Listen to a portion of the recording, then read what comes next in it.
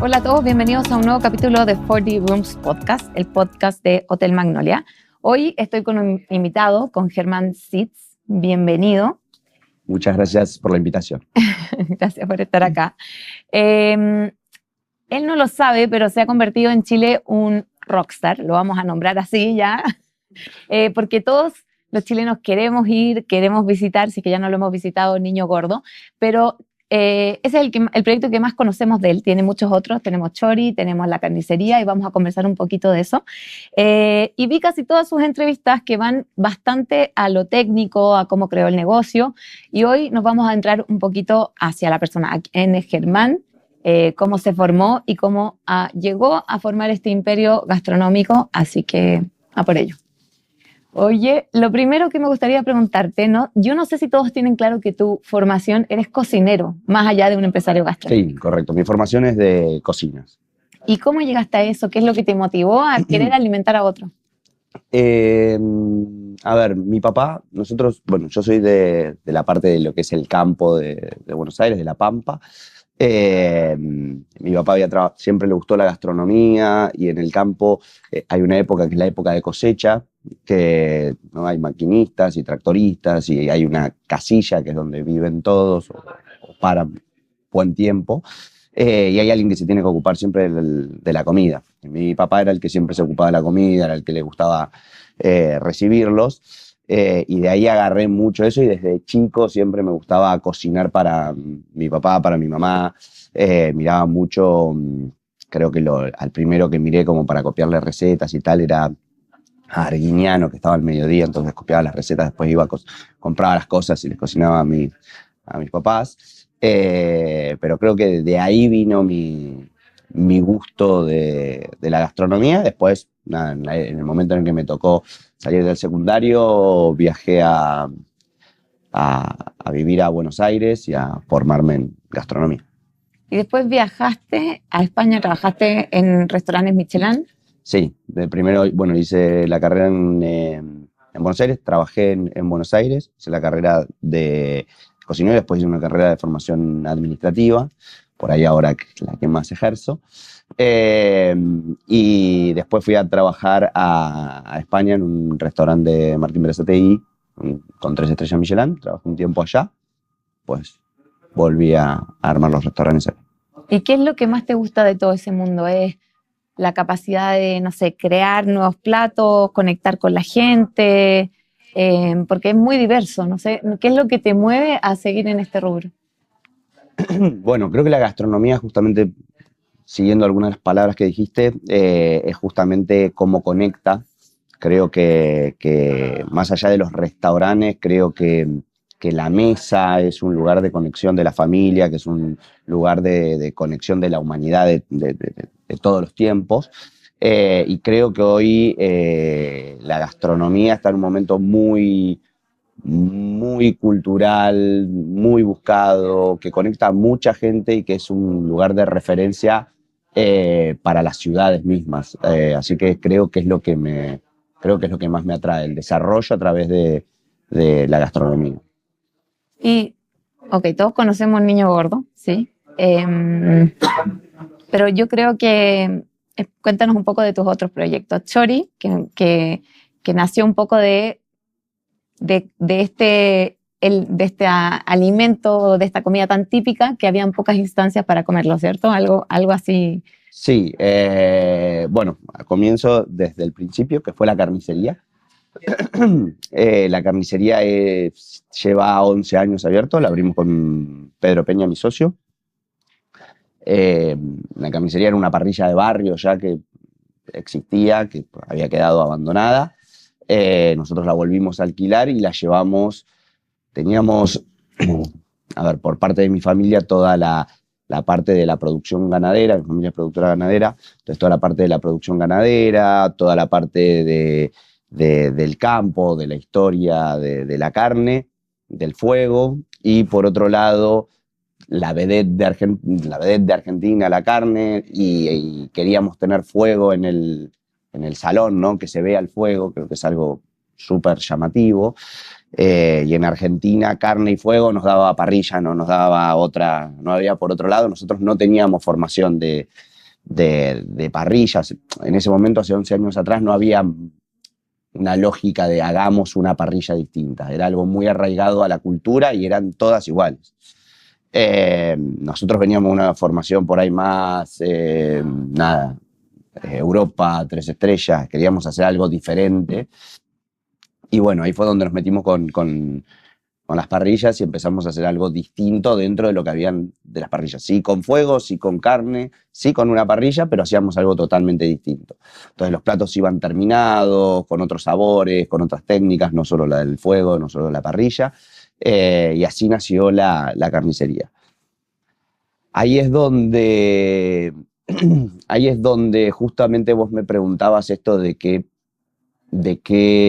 me interesa de la gastronomía o qué es lo que me gusta con la gastronomía, y es justamente esto, ¿no? Poder desarrollar algo, poder contar una historia, y es justo a través de un plato y un restaurante. Me imagino que un pintor lo hará a través de un cuadro y me imagino que un escritor lo hará a través de un libro o de una poesía. Después estuvo que a todo esto, tanto las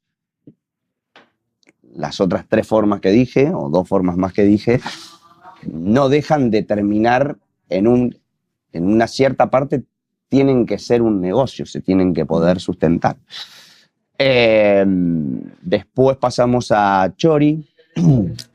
Veníamos justamente con, ¿por qué quise hablar primero de la carnicería? Porque veníamos con este concepto, ¿no? Nosotros nos metimos con algo súper arraigado en la gastronomía o en la cultura, en realidad en la gastronomía, la cultura gastronómica del país, que era el asado.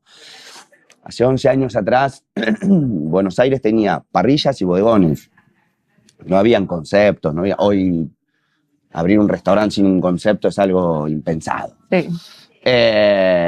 Me gusta posicionarme en el tiempo en el tiempo en el que ocurren las cosas, porque creo que uno con la vida, ¿no? Como con la velocidad con la que van los tiempos de hoy, uno cree que por ahí a la mayoría de la gente le pasa que lo que sucedió en el último año, los últimos 2 años, es la realidad de toda su vida, y la verdad que no ocurre así. No sé, de nuevo, volvés hace 11 años atrás a la gastronomía de Argentina, no tiene nada, pero en absoluto nada que ver con lo que sucede hoy en la gastronomía argentina. Entonces nos habíamos metido con esto, que es el asado, y lo habíamos llevado a algo distinto, ¿no? Que te sientes y que, no sé, para poner un ejemplo, ¿no? En Buenos Aires pedís una molleja en una parrilla y te viene la molleja con un limón. Entonces nosotros a esta molleja no la sacábamos así, sino que, bueno, la dorábamos, obviamente, la napábamos con miel de caña, hacíamos un cake de maíz, salía con un yogur ácido que hacíamos nosotros, con una salsa de ajo negro. Entonces, claro, en una parrilla que de por sí estéticamente era una parrilla de barrio, entonces vos te sentabas y pensabas que ibas a recibir las mollejas. Y cuando recibías este nuevo sabor, ¿no? Ver la sorpresa en la gente, ver si le había gustado o no le había gustado. Nosotros estábamos en un barrio que hoy es un barrio cool y tal, pero en ese momento era un barrio bien barrio, de las señoras de barrio, y era difícil que acceda al extranjero. Y rápidamente fue aceptado por el barrio, que era nuestro gran, ¿no? Desafío, lo ves, sí. Desafío, y lo que estábamos esperando a ver qué sucedía. Y rápidamente fue aceptado y rápidamente fue un punto de búsqueda y la gente lo empezó a buscar porque ahí pasaba eso.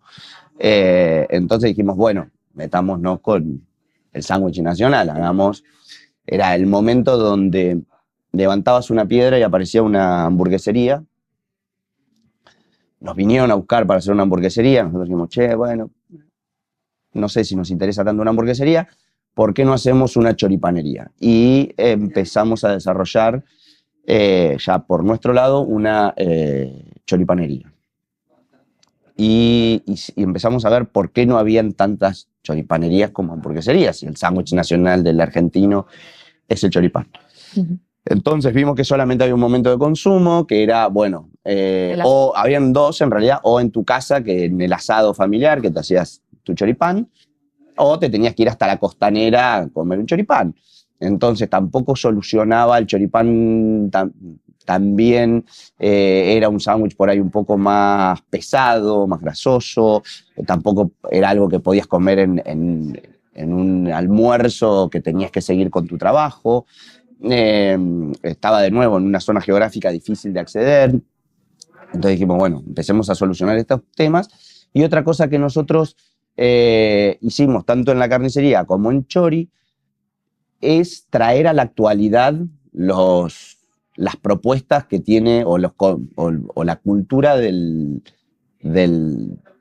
gastronómica del país, traerla a la actualidad. Muchas veces al ser cultural es muy difícil meterse con eso, ¿no? Porque, no sé, justo ayer hablábamos acá en Coso, con los chicos de gastronomía.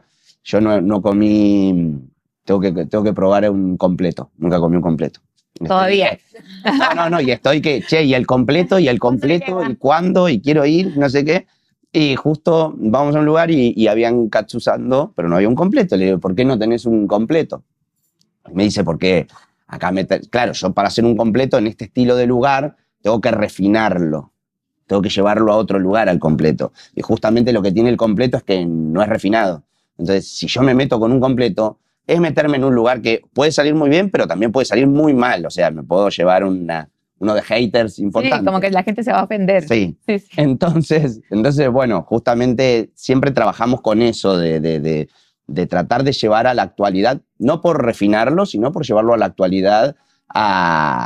Yo no me tengo que relacionar de la misma manera con una parrilla como se relacionaba mi abuelo. Obviamente me relaciono de otra manera. Entonces, justamente buscamos que la parrilla de barrio sea para personas por ahí más jóvenes, que se quieran relacionar con esos conceptos de otra manera. Con la choripanería pasó un poco lo mismo con Chori. Entonces empezamos a hacerle como una bajada estética más parecida a una hamburguesería, ¿no? Porque la gente, al público al que apuntábamos, de nuevo, comía más hamburguesas que choripanes. Entonces decíamos, bueno, vamos a tratar de asimilarlos un poco para ver si de esa manera podemos entrarle a esa persona que busca el choripán. Entonces, tenés mucho hater que te dice, no, esto no es un choripán, lo metiste o tiene una similitud a una hamburguesería. Sí, el choripán clásico lo tenés en Chori, pero para toda esa gente que no comía choripán y hoy come choripán, que se comió una hamburguesa tal vez y hoy elige el choripán, es justamente para eso. Che, mirá, a esta persona se hubiera elegido una hamburguesa y hoy gracias a esa similitud se come un choripán. Así que nada, ese fue el segundo, que fue Chori. Después tenemos Niño Gordo, que muchos le llaman que es como una parrilla coreana, pero nada que ver, ¿o no? ¿Cómo lo definirías tú? No, Niño Gordo justamente todo nace de distintas, como decía, vas contando distintas historias que nacen de un lugar totalmente distinto. La carnicería nació de mi familia y de una parrilla de barrio que queríamos llevar a otro lado. Chori nació de un momento de consumo que no veíamos satisfecho y del chorizo y del sándwich nacional.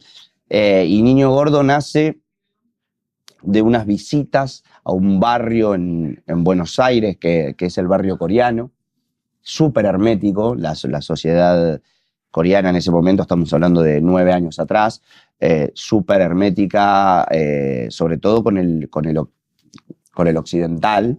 Si eras oriental ya medio no era necesario ser coreano, pero ya eras oriental, estabas mejor visto.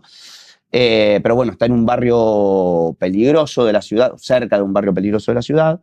Entonces asimilaron al occidental con el robo. Entonces, por más que frenes un Mercedes afuera en la puerta, ellos eras oriental, no te abrían. Pero aparte porque el choque cultural era difícil y preferían no tenerlo. Porque te hablaban en coreano, las cartas estaban en coreano, los productos eran muy diferentes y el formato de comida era muy diferente. De nuevo, posicionarse en el momento en el que era.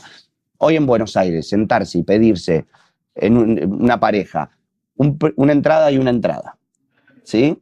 Un principal para cada uno, una entrada para cada uno.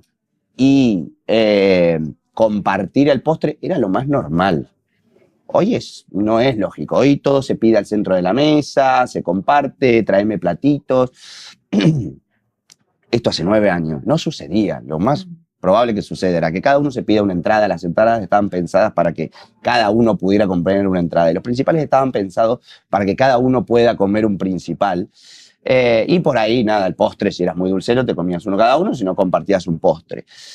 Hoy los platos están pensados justamente para armar distintos side de platitos o un plato grande al medio después para compartir. Está mucho más relacionada esta cuestión del compartir. Pero en ese momento, hace 9 años atrás, nosotros íbamos, y Corea tiene mucho de esto de los banchan y de toda esta cuestión de poner todo al centro de la mesa, de compartir, de mezclar distintos sabores. De haz tu propia aventura, ¿no? Porque bajan muchos platitos y vos vas combinando. Y esto fue como lo que nos encantó. Y después, en eso mismo, y después hicimos un viaje a España y vimos cómo España estaba mezclando sabores de España con Asia, varios chefs, y volvimos y dijimos, che, tenemos que hacer esto con Argentina, agarrar la parrilla argentina, agarrar los productos de la parrilla argentina y mezclarlos con Asia. Eso es Niño Gordo. Y después, nada, lleva mucho el espíritu encontrado en Flores, ¿no? Desde los sabores, desde, nada, esto de los banchan, desde su ingreso. Niño Gordo ahora tiene un deck afuera, pero Niño Gordo después de la pandemia, pero antes de la pandemia Niño Gordo era una puerta con un timbre, igual que en los restaurantes de Flores. Los Flores un frente hermético con una puerta, un timbre, vos tocás, te miran por el timbre A ver si electrónico y te miraban los ojos si eras oriental, occidental, y te dejaban pasar o no.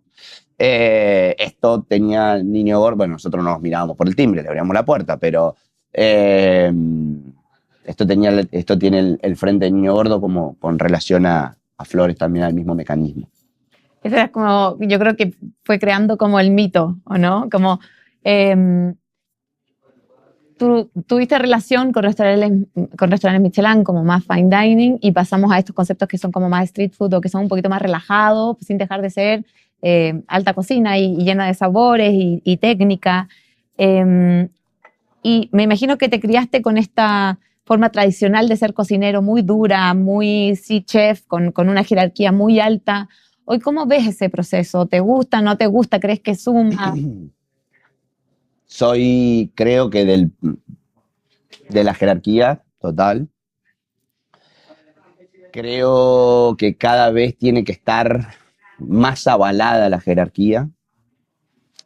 Creo que cada vez que la jerarquía no es un puesto, sino que es quien lleva justamente al grupo, pero tiene que validar su jerarquía todos los días y no se hace con un grito, ¿no? Uh-huh. Eso creo que es la jerarquía y estoy totalmente de acuerdo pero lo creo de esta manera, no con un grito, no con una cuestión estricta, sino con justamente hacer evolucionar a tus equipos, desarrollarlos tanto personal como en su desarrollo laboral o profesional. Creo que viene de ahí justamente el liderazgo y la jerarquía. Ya, o sea, una especie de me gané este puesto porque tengo quizá como muchos conocimientos, te vengo a enseñar y por eso escúchame, quizá como que vaya de manera natural. Me imagino que esos espacios te podrían llevar como que tu sistema nervioso esté bien alterado, puede ser como difícil, un ritmo como muy, muy acelerado, quejas quizá de los comensales. Y esto lo hablamos fuera de cámara. Me contaste mucho que después de un periodo tuviste que empezar a meditar.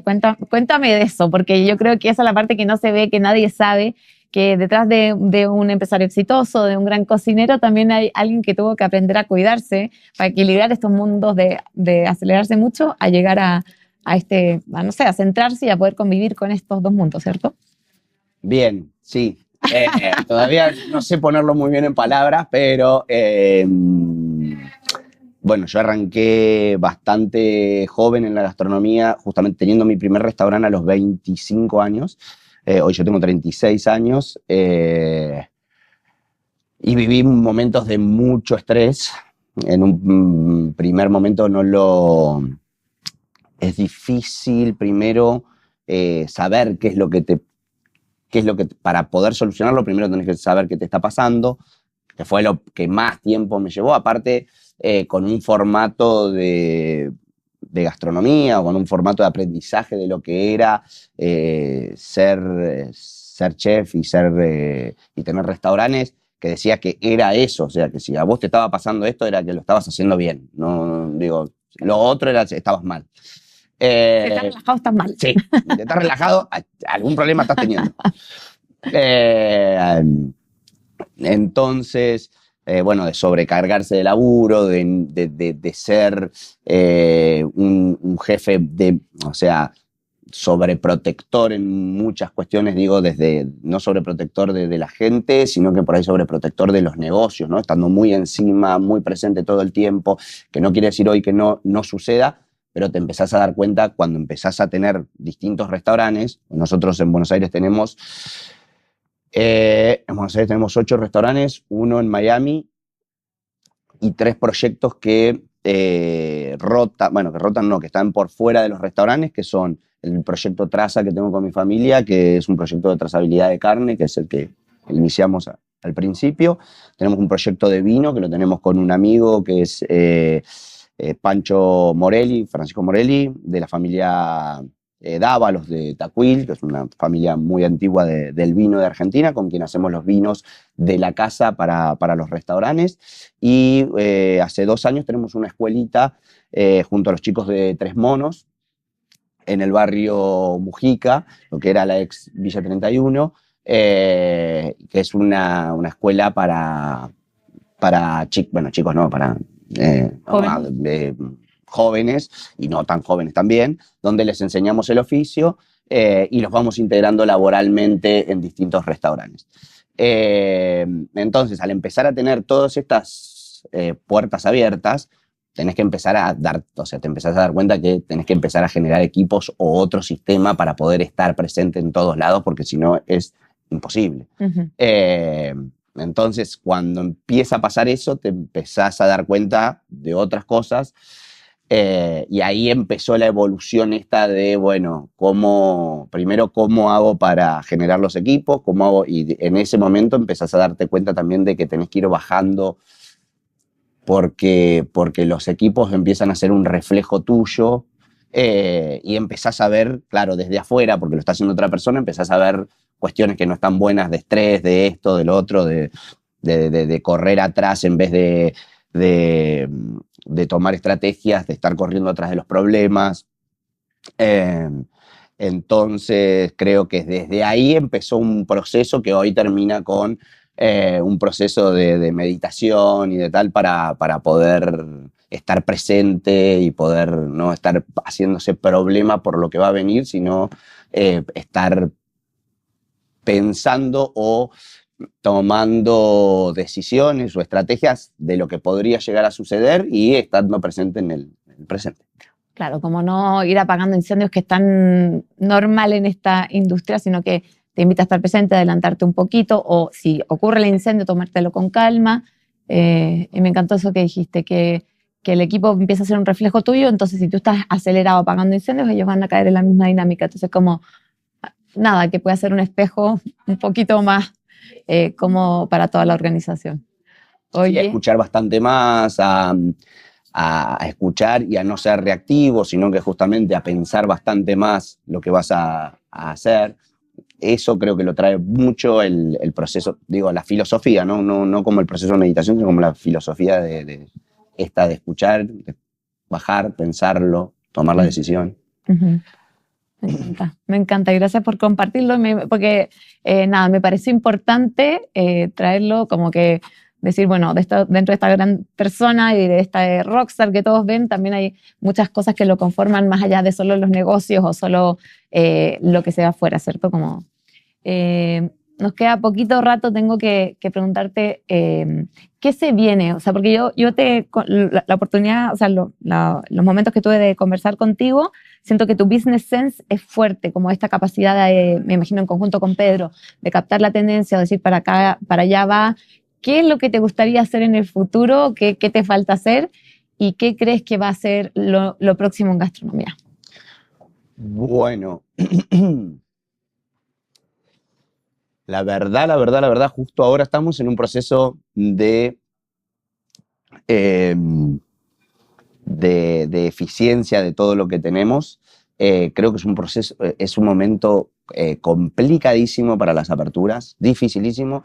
No dificilísimo, digo, a ver, lo dificilísimo es, una, por la competencia que hay, y dos, porque el mercado exige un profesionalismo brutal, pero cada vez es más difícil, que está buenísimo, ¿no? Porque lo que pasa es que también el mercado cada vez se pone más exigente, pero también lo que sucede es que creo que estamos en un momento de comunicación, de tanta comunicación, que es muy difícil destacar.